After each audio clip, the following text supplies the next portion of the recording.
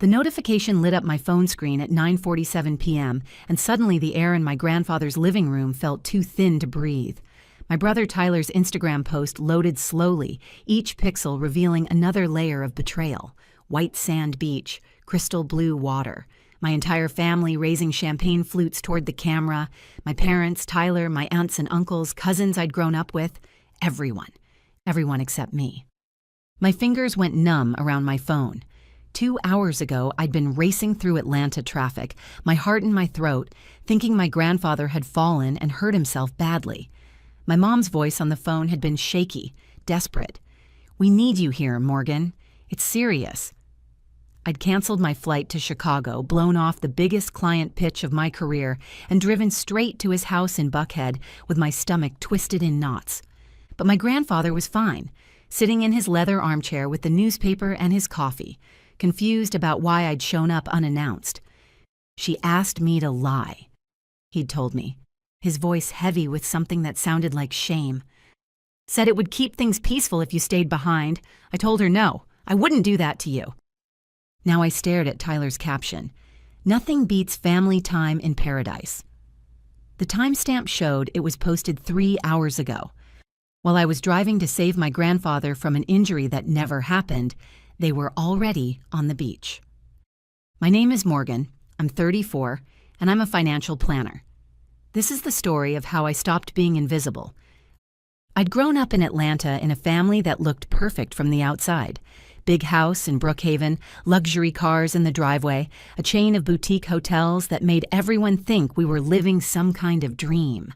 But inside those walls, there was always a hierarchy, and I was never at the top of it.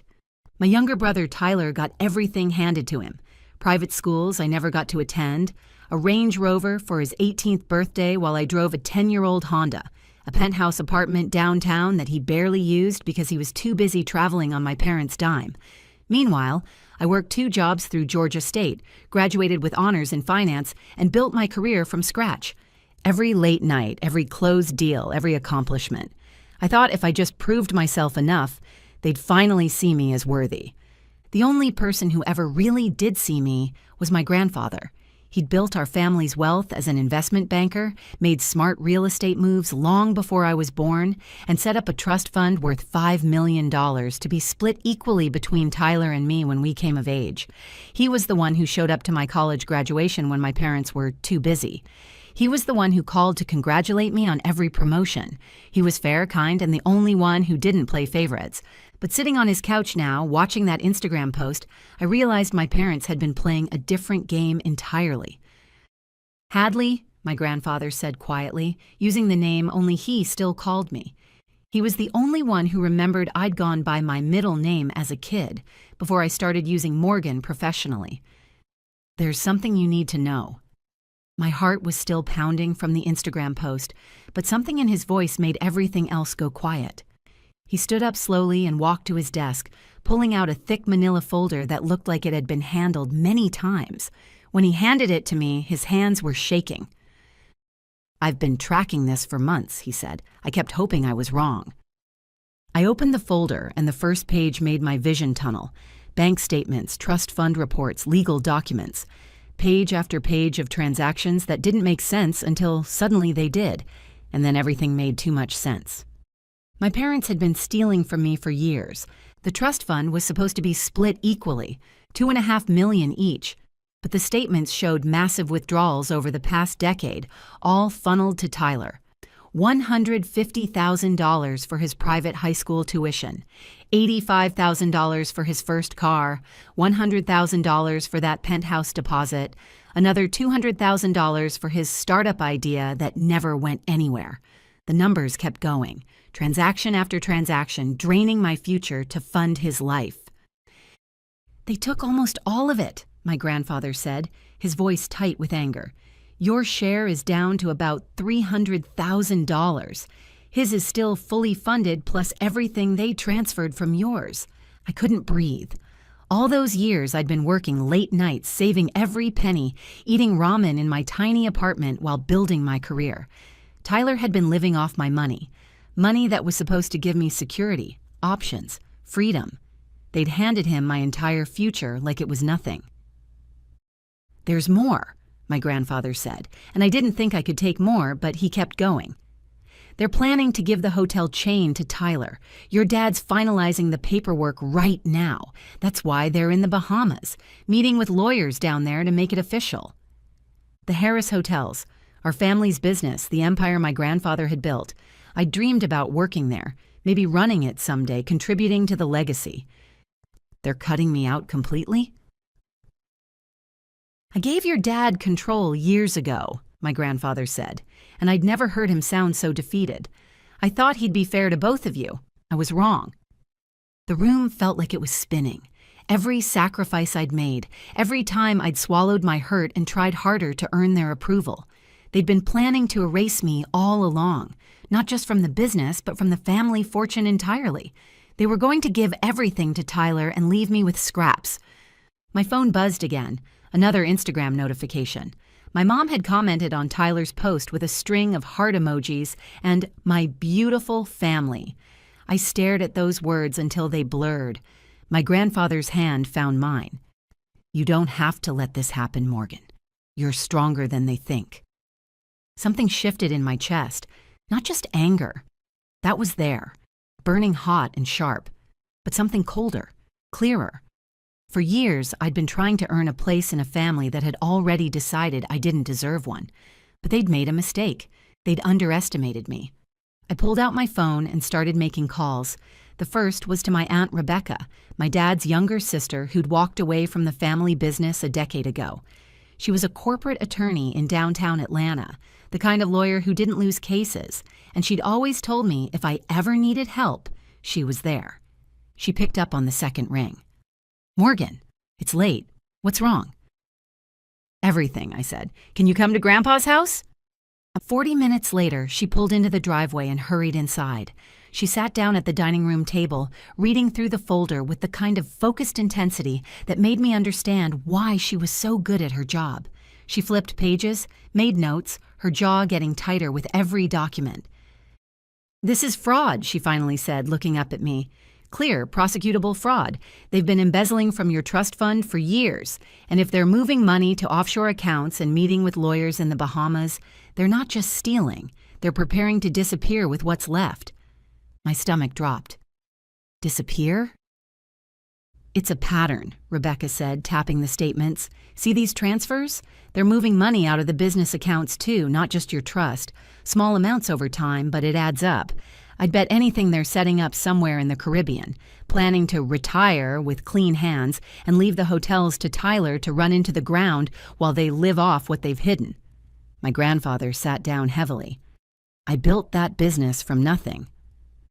"I know," Rebecca said, her voice gentler, "and we're going to stop them. But Morgan, we need to act fast. Once that hotel transfer is finalized, it gets a lot harder to unwind." I thought about my parents on that beach, laughing and drinking champagne, thinking they'd gotten away with it, thinking I was too stupid or too weak to ever find out, thinking I'd just accept whatever scraps they decided to throw my way. "What do we do?" I asked. Rebecca's smile was sharp. "We hit them where it hurts, their reputation." My parents had spent decades building their image. Successful hotel magnates, pillars of Atlanta's business community, generous philanthropists, perfect family. It was all carefully constructed, all meticulously maintained. They lived for that image. If we tore it down, they'd have nowhere to hide. I opened Instagram again, my hands steadier now. Tyler's post was still there, his smug smile beaming out from paradise.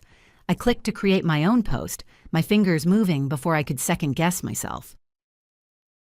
"Funny story," I typed.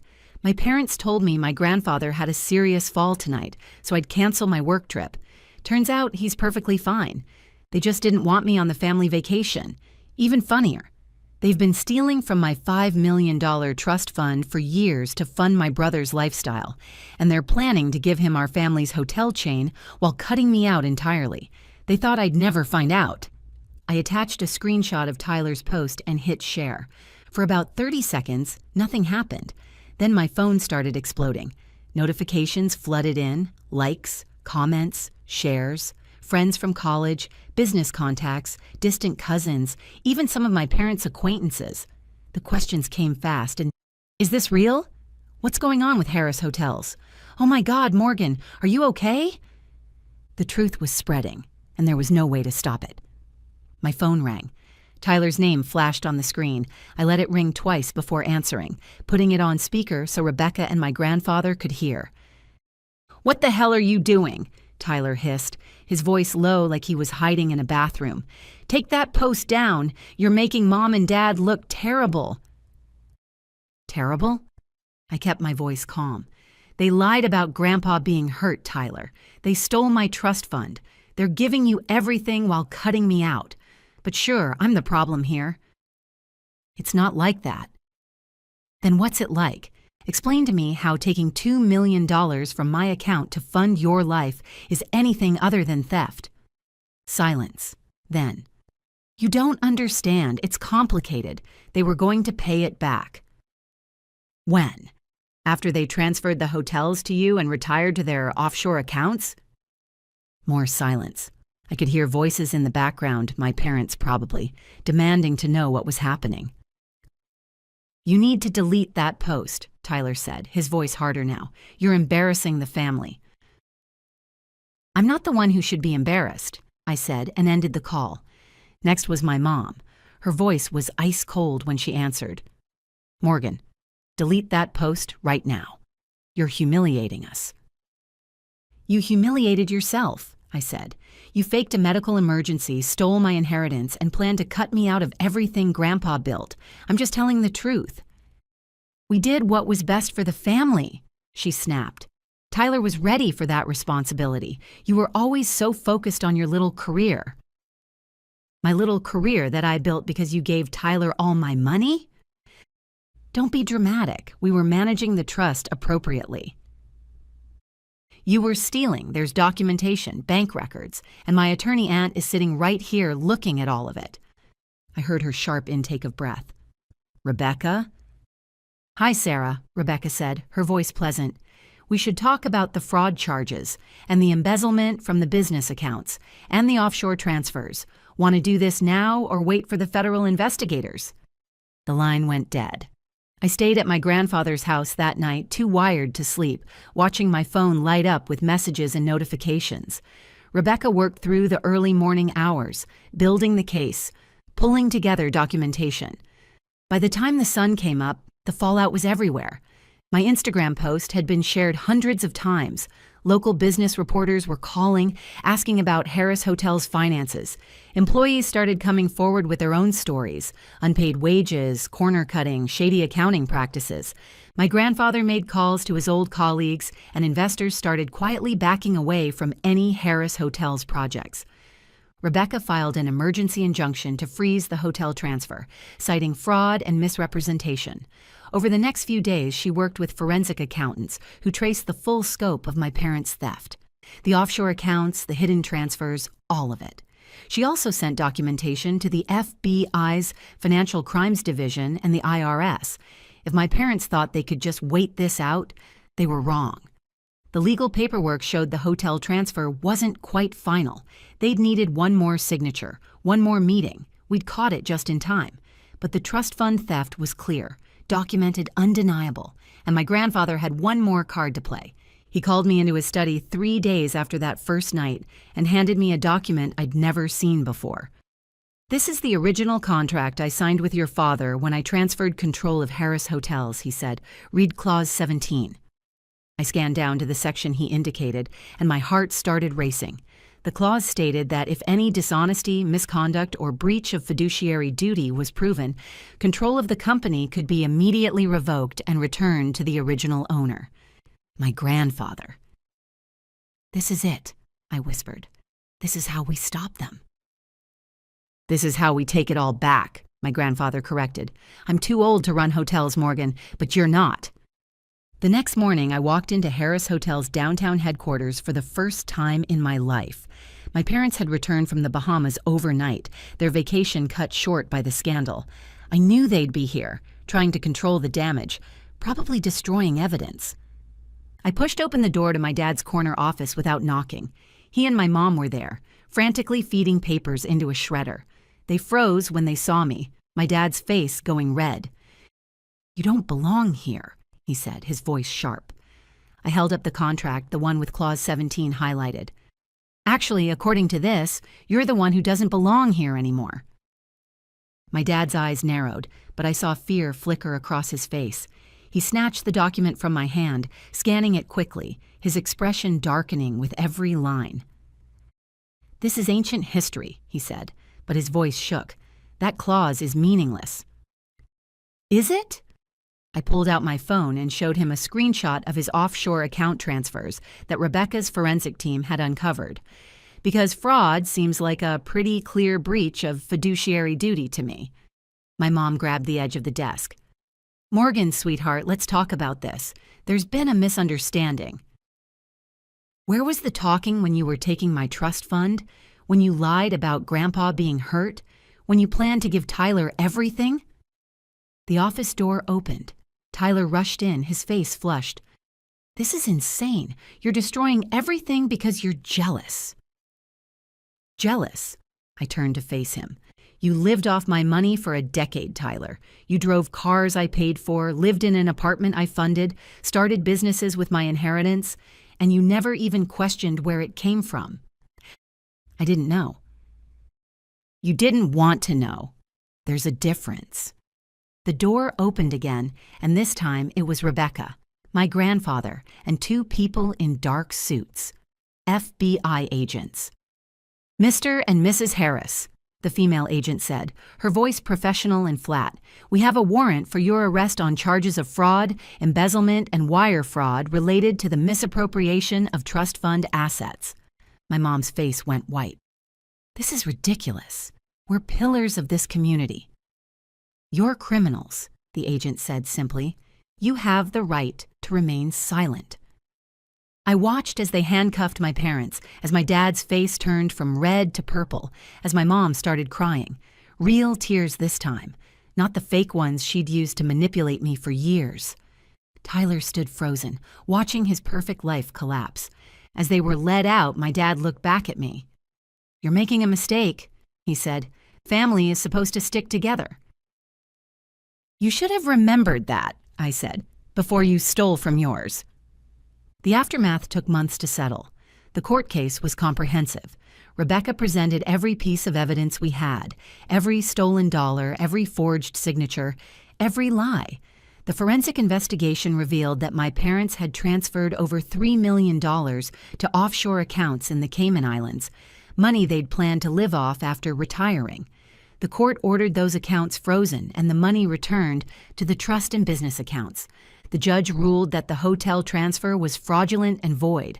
My parents' attempt to rewrite the family legacy was dead. But the court went further. Based on the contract clause and the proven fraud, they awarded full control of Harris Hotels to my grandfather, who immediately transferred it to me. The business they'd tried to keep from me, the legacy they'd attempted to erase me from, was mine.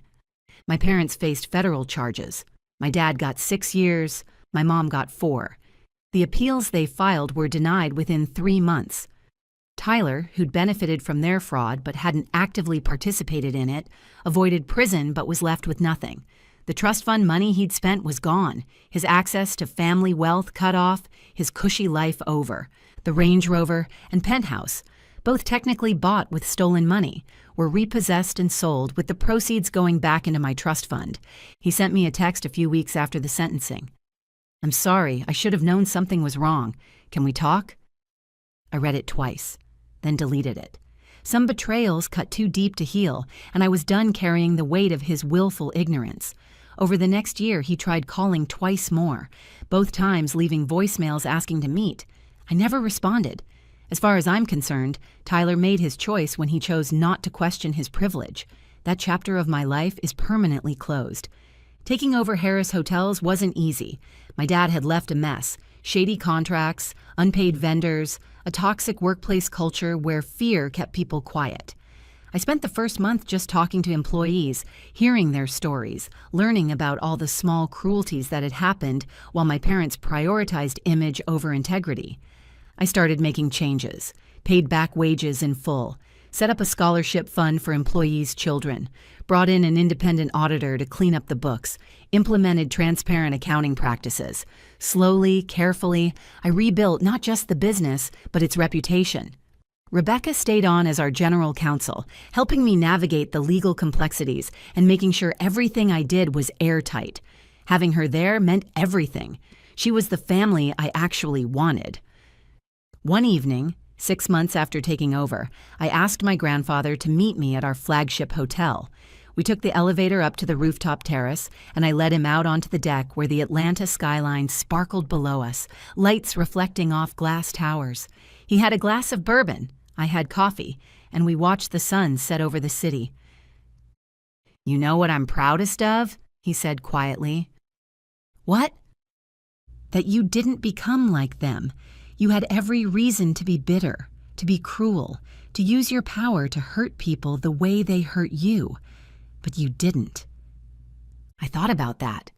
It would have been easy to be vindictive, to make Tyler suffer more, to publicly shame my parents beyond what the legal system already did. Part of me had wanted to. "They tried to make me invisible," I said. "The best revenge is refusing to disappear." He smiled. "The business is in good hands." We sat there as the sky turned from orange to purple to deep blue, and I felt something I hadn't felt in years: peace. Not because I'd destroyed my family, that gave me no joy, but because I'd finally stopped letting them define my worth. Harris Hotels is thriving now. We're profitable, ethical, and growing. Employees actually want to work here. Guests leave positive reviews not just about the rooms, but about how they were treated. I'm building something real, something honest, something that actually lives up to my grandfather's legacy. Sometimes I think about my parents in prison, about Tyler struggling to build a life without their money, about how different things could have been if they'd just been fair. But mostly, I think about the employees who depend on me, the business I'm growing, the future I'm building on my own terms. They thought they could erase me from the family story. Instead, I became the one who rewrote it. To everyone who's followed this journey, thank you. You've been with me through the discovery, the fight, and the moment I took back my life. If this resonated with you, if you've ever felt invisible in your own family or had people underestimate what you're capable of, hit that subscribe button. Every story we share here is about facing hard truths, standing up for yourself, and building something better from the ruins. Keep fighting for what's yours, and I'll see you in the next one. Before you go, here's a quick bonus for sticking around. If you love learning and growing like I do, you need to try audiobooks. I've got an exclusive deal with Audible. Your first month is completely free. That's access to over 500,000 titles, zero cost to you. All the details are waiting in the description. Don't miss this one.